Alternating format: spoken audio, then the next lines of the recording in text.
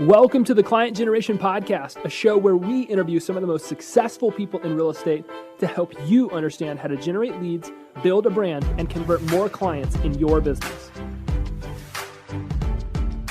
What's up, everybody? Grant Wise here. Welcome to the podcast. Excited today to be interviewing Miss Michelle Berman, who is the CEO of Berman Media PD and the founder of the Instagram Power Method, is quickly becoming one of my favorite people in the industry, especially around the topic of Instagram. So I'm excited to interview her today, and I know that she's going to add as much value to you as possible. So Michelle, thank you so much for stopping by the show.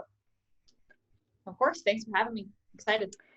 Let's dive into this. Tell us, who are you? How did you get to where you are today? What's the story?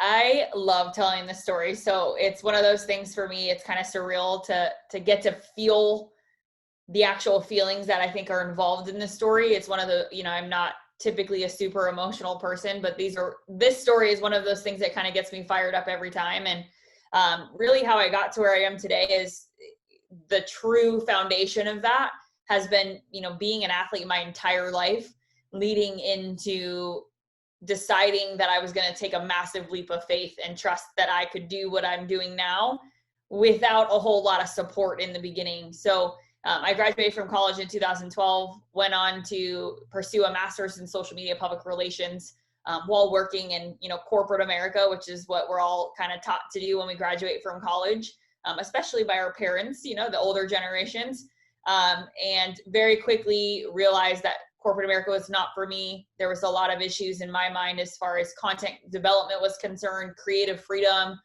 even just the morals of how we charge people were just things that didn't super sit well with me. So I actually decided to quit and start my own company in November of 2014 as a 23, almost 24-year-old at the time, with the last $57 in my bank account. I literally used that to incorporate myself. And it was a super big, scary, opportunity or chance that I kind of took on myself.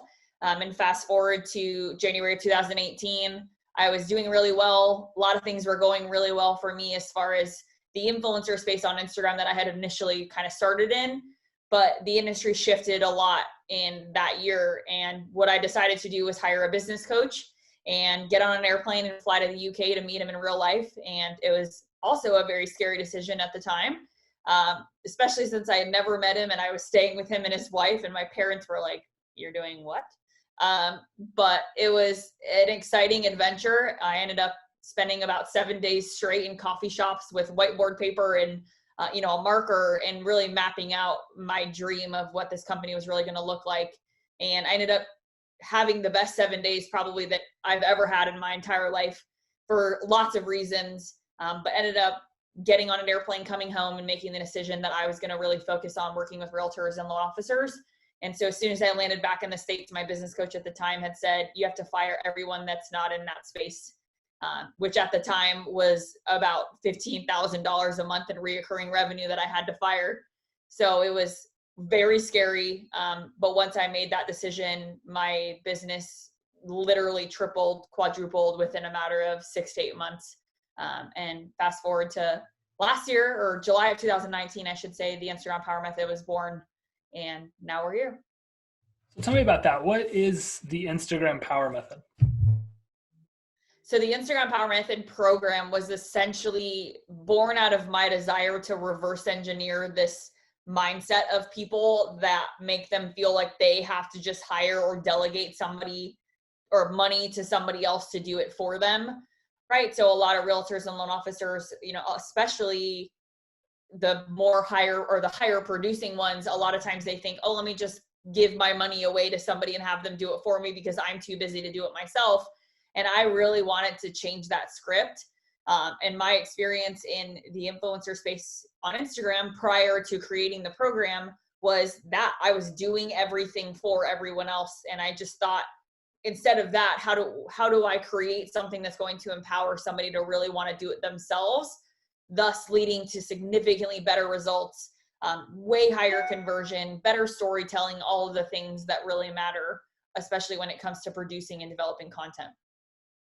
Okay, that's awesome. So what do you see right now in the real estate industry? What are some things that maybe agents aren't doing the right way when it comes to Instagram? So really the number one thing, which is kind of like nails on a chalkboard to me, is this concept of being mortified to niche down, right? People are so scared to make that decision because they feel like it's going to pigeonhole themselves or make it harder for them to earn business, or mean that certain people who maybe are outside of that niche won't reach out to them anymore. And kind of in conjunction with that, this concept of I'm too old for this platform because it's for the millennials or it's for the young people. Those two things kind of combined, in my opinion, just kind of lead to this really big, I don't want to say paralyzation, but that's kind of what it is, right? People are just absolutely paralyzed by progress, and trying to take action because they're so worried that it's going to actually make it harder for them to get business than what it actually is in reality. Yeah, I could agree more. I think that the number one thing that we teach people is to know who you're marketing to. And I always say the person that works with everyone works with no one. Like if you're out there trying to market to everybody and please everybody and do all these types of things, you're literally crippling your production because when it comes to content creation specifically, it becomes so difficult to try to message something in a way so that everybody's going to understand it and agree with it and buy into it. Whereas, like, for example, if we work with veterans, like we get to just think like we're creating content for a veteran. And then if somebody else watches it, that's cool. But I think you're right. I mean, if you go pick up any marketing book in the world, you could probably go buy 1,000 marketing books. Most of them will tell you the same thing first. Know who you are marketing to. Like that's an important part of the process. So when it comes to creating content and, after somebody understands like, okay, I know who I want to create content for, I know who my client is, what are some tips you're giving people right now that help them create? I know you always say that, you want to help people create content that converts. How do I create content that converts to my ideal customer? So the easiest and fastest way for me to answer that is by solving problems that your ideal clients didn't even know that they probably or might have. Maybe they know they have, maybe they're hyper aware of their own issues and their own problems, and maybe they're not. But as a realtor or as an LO, right, your job is to solve or come up with creative solutions to solve somebody's problem to get them into a house or to help them get a loan or get approved for a loan. So when you're creating content, how do you create content that's going to convert better? How do you create content that's going to actually make more people excited about it? The answer is really understanding your ideal client and their avatar, what that person actually looks like, in the sense of what are some of the common questions they've come to you with? What are some of the common problems that happen throughout a transaction that a lot of people don't like to talk about? Right? Some of the maybe not as sexy topics that happen during a transaction. And also the customer service side of things, right? Because when we hire people, we're hiring the person. I don't care what the company is that you hang your license at. I certainly don't care what, lender you work for, right? Or what corporation you work for, because I'm not hiring that. I'm hiring you.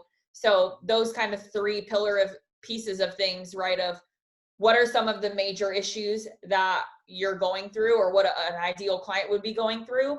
And then how can you phrase it in the form of a question that somebody can read and say, me too, or hey, that's me, right? Or I can see myself in that situation because that story you just told about John and Mary, hey, that happened to me. So if you, realtor, were able to solve that John and Mary problem, then you can probably solve it for me and, my spouse too. So on this topic, I see agents share content all the time. And it really has kind of sparking this question based on what you're saying. How important is it to understand how to tell a story through your content? Storytelling equals conversion. I literally post about that at least once a week in different forms. But storytelling equals conversion. And what do I mean by that?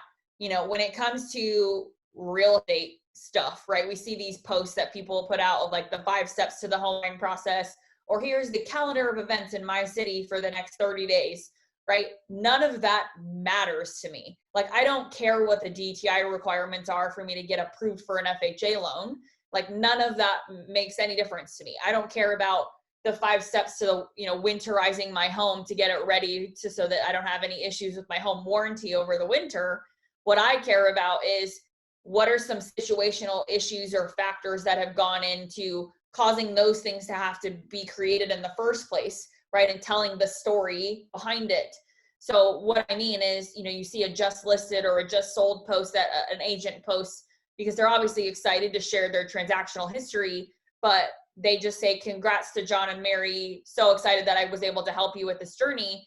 But what they leave out is, what did they actually do for John and Mary during that would make somebody else decide that that agent is the right person for them and that they should hire them and give them, or all of their money and make the biggest financial decision of their life, buying a home. So storytelling is one of those things that I think is a craft that has to be nurtured and developed over time. But if you focus on the actual experiences and, having these characters that you can tell a story around that you've worked with, and every internet search, if you will tell you the 5 key pieces to telling a story. But really it's about, we want to feel connected to these individuals. We want to feel like we went through and experienced their pain and their excitement and their joy with them. And then we also want to know, how did you actually do that? And ultimately, if you can put all of that in a fun caption without being super long-winded, you're gonna win. I like to tell people, like, look, you got to understand that people buy feelings, they don't buy facts. And when you're out there selling yourself, you've got to understand that when people are following you, they're paying attention to you, they're watching your content, and you're just talking about all of these things that you're doing, facts, you're not really helping yourself actually build a relationship with the prospective client that may be following you, right? People buy feelings. So how can we really start creating content that sells a little bit of the emotion? And I think that if we look at $1 Million Listing is just the easiest illustration of this. Reality TV is one of the number one most consumed forms of television content. And one of the reasons because of that is all of these range of emotions that people put, that they're documenting throughout these shows. And I think that agents have, I think up until recently, it's gotten better, been very perceptive. Like, I want to drive the nice car. I want to wear the nice clothes, live in the nice house. I want people to think that working with me is a perfect thing. But what that show has, I believe, shown a lot of, at least real estate agents, is that actually, if you can show the more dramatic sides of your transactions, not be afraid of the confrontational moments, or not be afraid of the maybe parts of a transaction that didn't go so well, if you can be vulnerable and you can share those things, people will connect with you because they're able to really see how you handle certain situations. Maybe a transaction didn't go the way you planned, but what your clients, or at least your future clients, want to know is, how are you going to show up when that thing does go wrong? How do you handle it? How did you handle that situation? And then they can say, like, that's probably not how I would have handled it, but maybe he did a great job, or maybe she did a good job, or she did an awful job. I don't want to work with her. But your content is at least helping you build it and nurture a relationship, because they get to see that wide range of emotions, similar to reality TV. Do you have any thoughts or comments on that? Yeah. So what I wanted to say, I was taking notes when you were saying that, because there's some really powerful quotes out of that. And one of them is being vulnerable and willing to share kind of the behind the scenes of some of the not as exciting or not as happy parts of a transaction. And one of the things that couples with that, right? We create content on our feed, we develop content to go out there, but in most cases it's static, right? It's these static images, or it's a quick video, or in a lot of cases it's, a pretty template we're going to make in Canva. But where the magic happens on Instagram when it comes to telling these stories very off the cuff and very behind the scenes is in stories.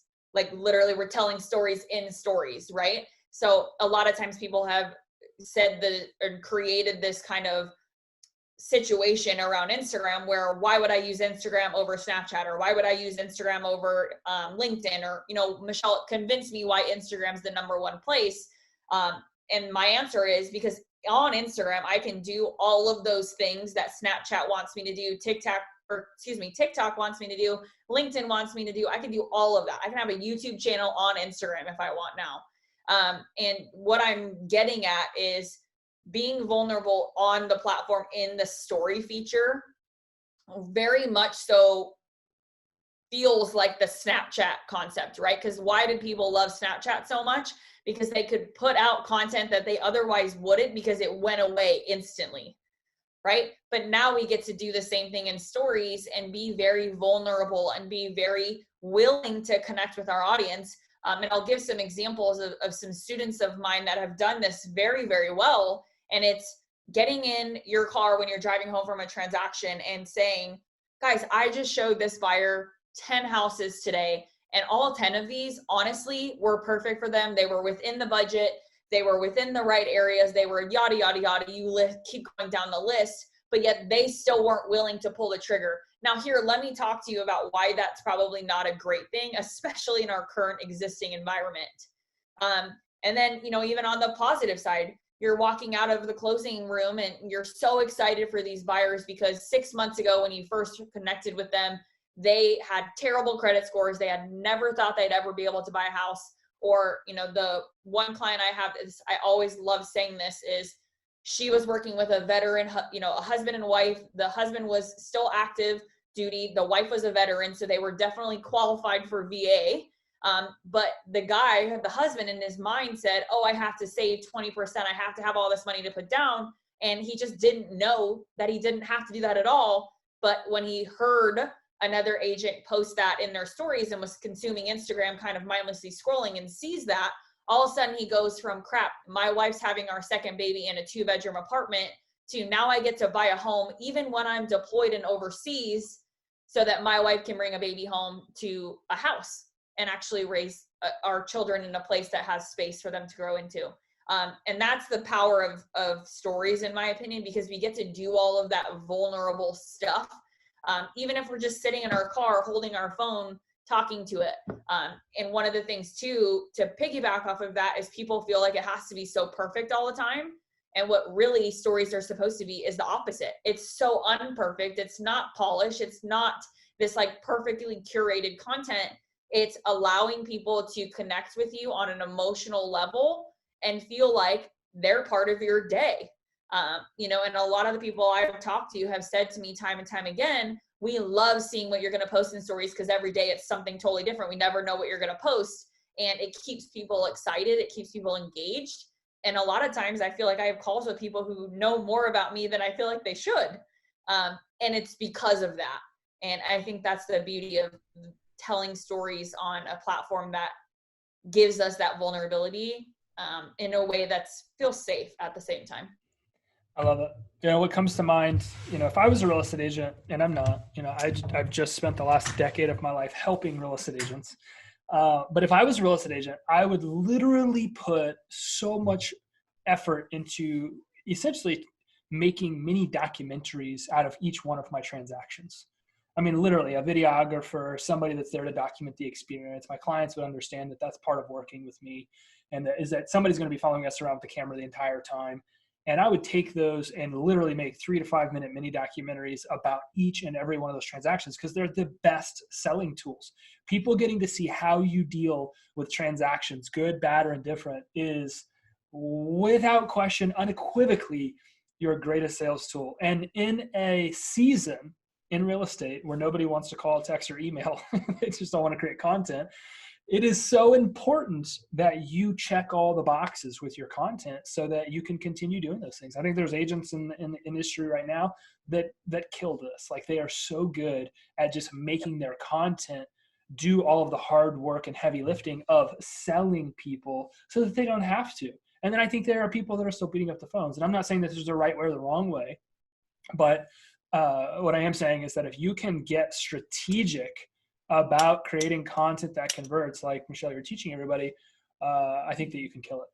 I really do. Yeah, I think you got to be willing to buy into creating virtual relationships with people and not being so petrified by them. You know, I'm not one to ever say like, hey, door knocking won't work. Like, I know it works. It's a, you know, strategy as old as time. But like, what I always tell people is, would you rather spend 5 hours of your day door knocking, or would you rather spend 5 hours of your day creating, as you said, your documentary or little tiny mini micro content pieces of, or micro forms of content to produce the same exact story with half the work, right? Mm-hmm. Or with half the time, or even if it's the same amount of time, but the amount of people you can reach by producing it on social media or Instagram versus door knocking one door at a time. I mean, I don't know anybody that wouldn't agree with that you can connect with more people in that way. Yep. Same thing with cold calling. And, you know, you and I, Grant, are friends in many ways, but when it comes to Facebook ads, you've definitely helped me trust what we're doing on that side. But one of the things that I struggle with Facebook ads with a lot of agents is that's where they put their money first without having any organic presence whatsoever, without having any social media presence really in general. I literally was on Clubhouse and heard a guy say, I'm doing Facebook ads and I get great leads. They cost me about, you know, $600 a person or $600 per transaction. But, you know, I have to work really hard and I have to spend $10,000 a month on them to get the deals and to keep the phone ringing. And the guy was on this Clubhouse chat asking about, should he have Instagram, or is it worth having Instagram or not? And I thought to myself, I'm like, you're totally missing the point, right? You're trying to go straight to cold leads and cold traffic. And you're missing that the generation that you're really trying to attract is going to go look you up on all of those other social media platforms before making that decision. So even if you spent an hour a day trying to have a better Instagram presence, that same amount of money you're spending, if it's $10,000 a month on Facebook ads, is going to produce 15 times the return, because people are actually going to see content that backs up who you say you are versus like, who the heck is this guy ending up on my feed? I think it's really important. You know, we made this mistake really early on and got very transactional about the way that we ran advertisements. And that's where the whole client generation process was born. And we teach people every day, okay, step 1, generate leads. Step 2, build a brand. Step 3, convert customers. And I know that maybe contradicts what you just said, but the idea here is that level 2, that step 2, build a brand. That part is paramount to the success of a Facebook advertising campaign, a Google PPC campaign, Zillow lead, open house lead. If you don't have something that is remarketing these people and allowing you to build a relationship with them, that you're likely going to lose, because if every single lead statistically is shared amongst 9 other agents and everybody's calling, texting, and emailing with the same scripts, like how on earth are you actually going to go stand out?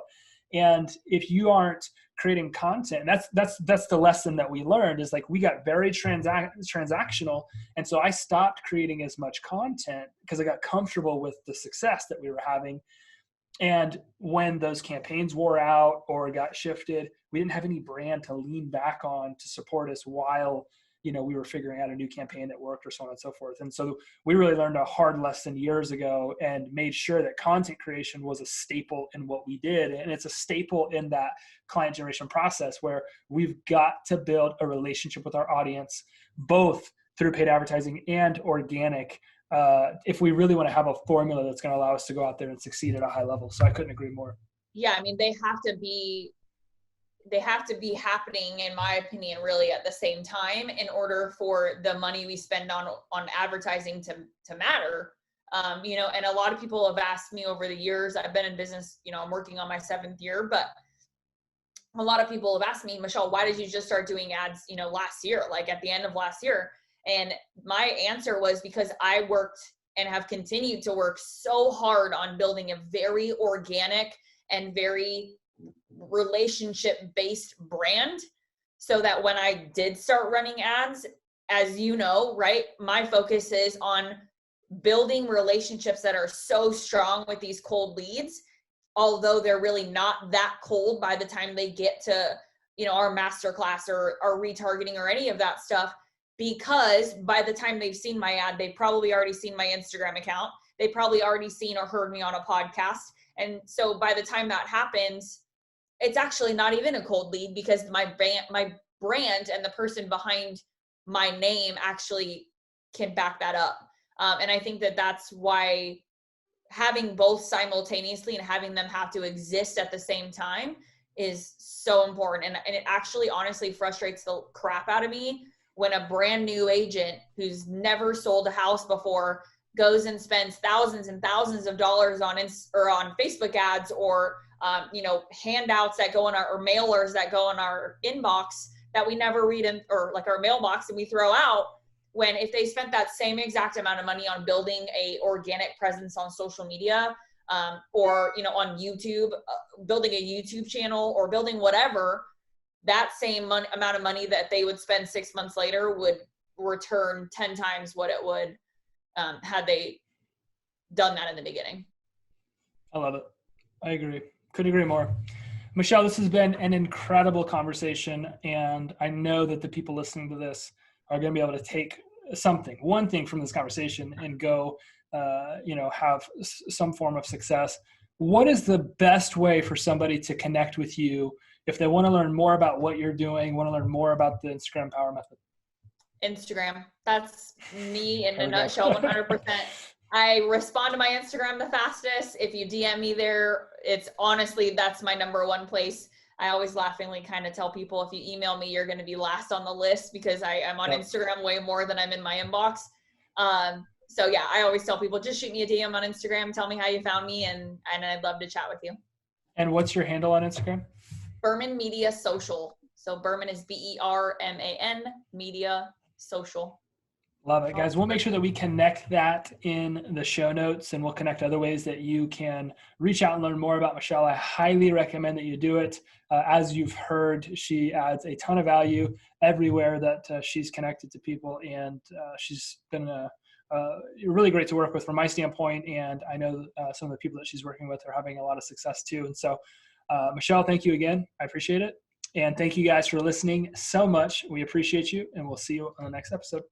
Peace. Thank you for listening to this episode of the Client Generation Podcast. Please make sure that you rate and review this episode so that we can continue to bring you more incredible guests to help you grow your business. Thanks, and have an amazing day.